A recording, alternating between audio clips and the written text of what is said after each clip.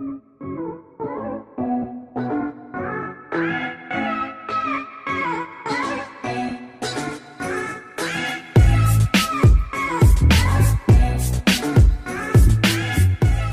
guys! Welcome to the first episode of our vlog. So before we get started, please click on the subscribe button below and hit the notification bell to keep you updated. So for today, we'll talk about OPM songs and artists that have sexual themes or even the slightest hints of sex. So before we get into the nitty-gritty of our topic, maybe we can discuss what OPM is. Ang OPM o Original Philippine Music ay ang mga musical performances ng mga kapwa nating Pilipino. It can be in any genre such as pop rock, alternative rock, classical, or any genre as long as it's performed by a Filipino artist. Some artists that we will feature in this topic are Andrew E., Viva Hot Babes, Al James, and Sud. And since you mentioned Andrew E. and Viva Hot Babes, maybe we can discuss how these iconic performers use topics of sex in their songs. Wait a I think it's better if you try to dig deeper into the origins of these songs first. Okay, G it.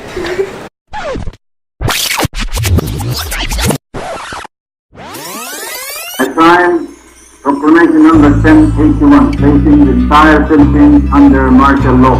We all know how the Filipino masses protested during the martial law era. Revolutions were done left and right and even underground. To pacify the masses, the Marcos administration developed a propaganda which made use of bomba films and nudity in prints to divert the attention of the Filipinos and to distract them from the reality of the Philippines during that time. In simpler words, the rise of the bold stars along with their explicit films were used to pacify the masses.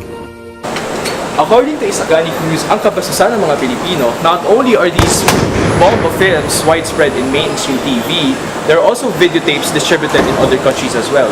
According to him, there are groups of women called friendship societies.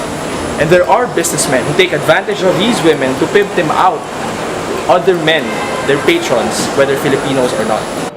The administrations of Cory Aquino and Ramos tried to suppress these severing explicit contents. But despite the suppression, creators resorted to subtle messages through radio ads and songs. Thus, this gave rise to the artists who tackled low-key sex as their theme for their musical pieces. Dito na papasok ang mga kanta ng Viva Hot Babes. Who could forget their songs?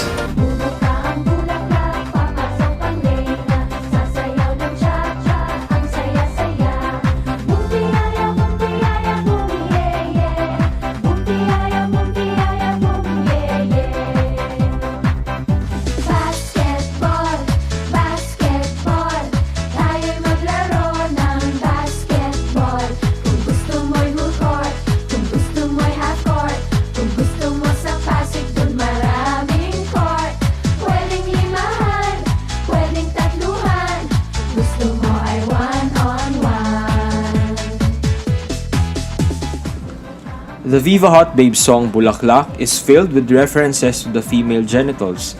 In the lyrics, ang bango-bango ng bulaklak and ang pula-pula ng bulaklak, they made a double entendre between a fragrant flower and a virgin vagina. In another one of their songs, Basketball, the act of shooting the ball is a metaphor for sexual intercourse. Also, the lyrics, kung gusto mo sa Pasig, dun maraming court, imply that the persona is inviting the addressee to have sex because Pasig is known for having a lot of motels, which is usually a place for casual sex. Lastly, there was also a subtle hint that the persona singing is open to an orgy, as the lyrics go, pwedeng limahan, pwedeng tatluhan, kung gusto mo ay one-on-one. Given that most Viva Hot Babes members starred in bomba films, it is not surprising that sex is the primary theme in most of their songs and performances.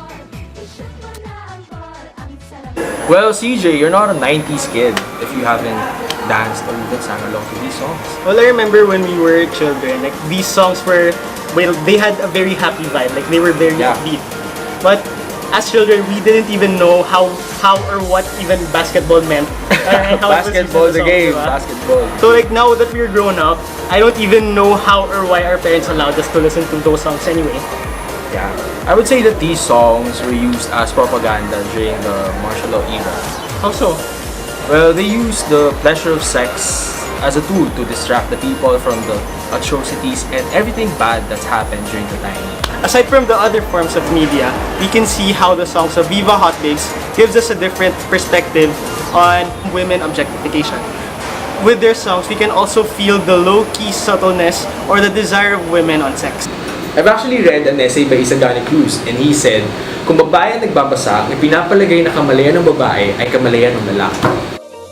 Kung babae ang nagbabasa, ang pinapalagay na kamalayan ng babae ay kamalayan ng lalaki. Which I think makes sense because society has always been patriarchal.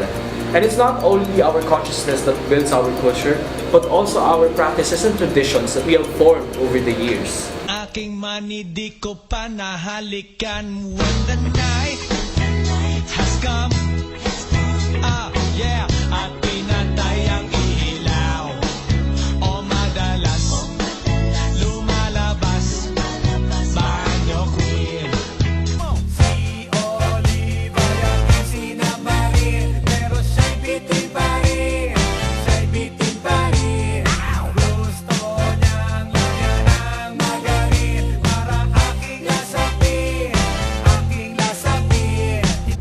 In one of his most famous songs, Banyo Queen, Andrew E. tells the story of an encounter with a seemingly sexually promiscuous woman. In fact, there are hints in the song.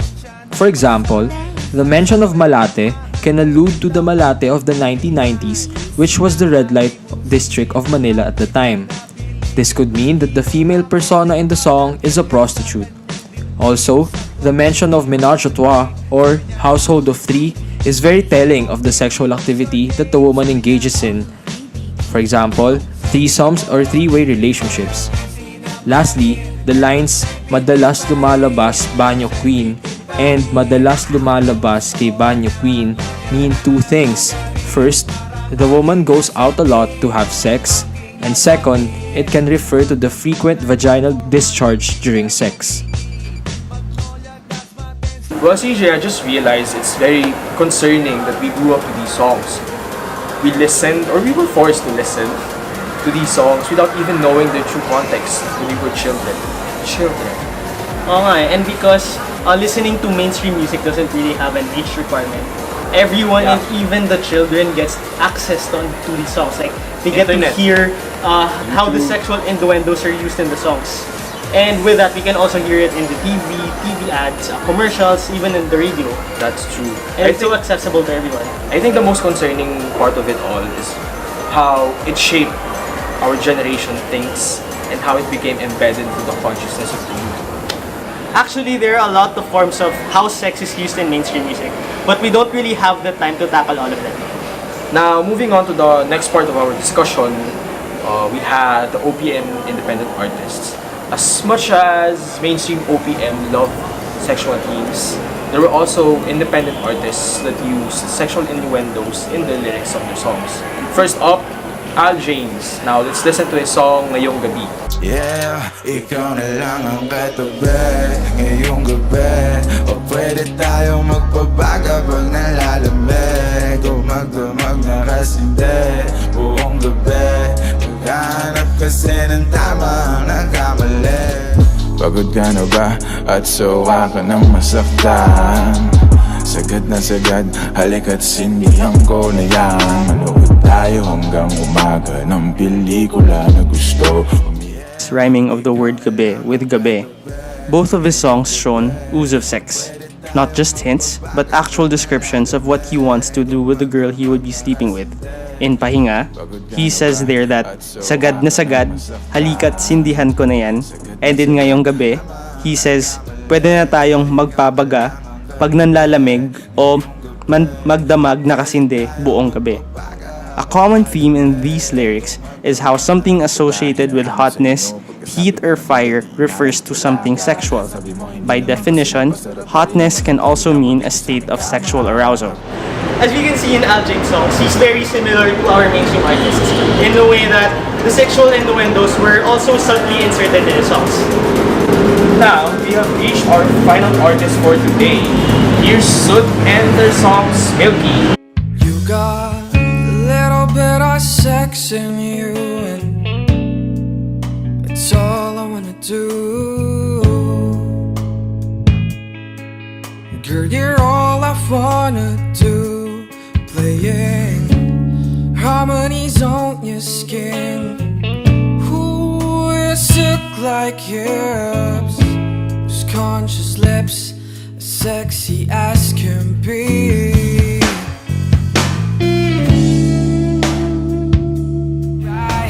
I don't wanna rush, but girl, you excite me. Fuck, girl, you got me saying bad words and I ain't playing. When I see your ass is on the floor, it turns me on. Damn, baby, you so fine, and you're always on my mind. And I'm singing you this song, saying bad words all night long. The persona used in Sud's songs is that of its singer, who wants to have sex with just one particular girl. Smilky, a portmanteau of smooth and silky, is used to describe how the girl's skin is as smooth as silk, as well as her silk-like hips. The harmony that he's mentioning in the song is how different sounds or harmonies can be produced from the skin when two people have sex. Unlike the previous artists, the way they inserted sexual hints is less subtle. With Sud's songs, they are more direct and they do not try to use any symbols as replacements for sexual parts or other connotations for sexual objects or places. Sud has also faced controversies in the past. Their Pulp magazine cover in 2016 was misogynistic. The cover shoot shows two women dressed up in lingerie and looking like they are planning to do something sexual with each other. The theme of the shoot made it seem like the members were filmmakers to a lesbian porn shoot featuring the two women. Now, Sud is usually banned from multiple local concerts and music fests because of cases filed against some of its members for sexual misconduct. Definitely, Sud's songs are very vulgar compared to the other artists that we showed earlier. By discussing their persona, by giving specific details of how they are feeling with the girl that they're with. Now, as you have seen from our clips, independent artists have also inserted some sexual innuendos and themes into their music. Some are subtle, some are not. But at the end of the day, they have the same target audience, so the similarities with mainstream OPM are not that surprising. But we can't really stop or force these artists from removing the sexual innuendos in their songs. Since as you said earlier, their target audiences are young adults or millennials such as us, who are very interested or very aware about sex. Now, we should remember, however, that these sexual themes are not only found in songs. They're actually very widespread across mainstream media. Actually, when we look around or everywhere that we go, we can see how sex is used in these advertisements, as seen here. Headshot. Sit down. Stand up. Headshot. Sit down. Stand up. Bait it. Bait it. Bait it. As we have seen in the TV ads and commercials that were flashed earlier, we can see that the tool that was used to pacify our fellow Filipinos in the martial law era is now used as a powerful marketing strategy in order to sell. As they say, sex sells. Not only that, but sex has become an everyday thing for us Filipinos. Who would have thought that the songs that we listen to have double meanings in it? That's right, JP. And it has already come to a point in our life where we use sex to cover up our problems in life. In the literal sense, sex can become an unhealthy vice for us millennials. Despite all these, music with hidden messages can actually be useful for us. For one, music faces less restrictions, especially pagdating sa mga age na mga naka-access nito. In a sense, this form of Philippine literature can be used to combat problematic views and stigmas surrounding sexuality and other topics that may be viewed as taboo. Since there are fewer restrictions in music, artists can freely instill messages in their songs that could build a positive view among the youth that is more inclusive. A key matter to note is that once this notion hits mainstream, pwedeng mapasa ang mga ganitong klaseng beliefs not only to other songs, but also to other forms of literature such as books, vlogs, and other forms of literature that are very popular with the youth today. So that's it for the first episode of our channel. So I hope we shared something interesting for you guys today. Again, don't forget to hit the subscribe button and the notification bell to keep you up updated. Peace out! Peace.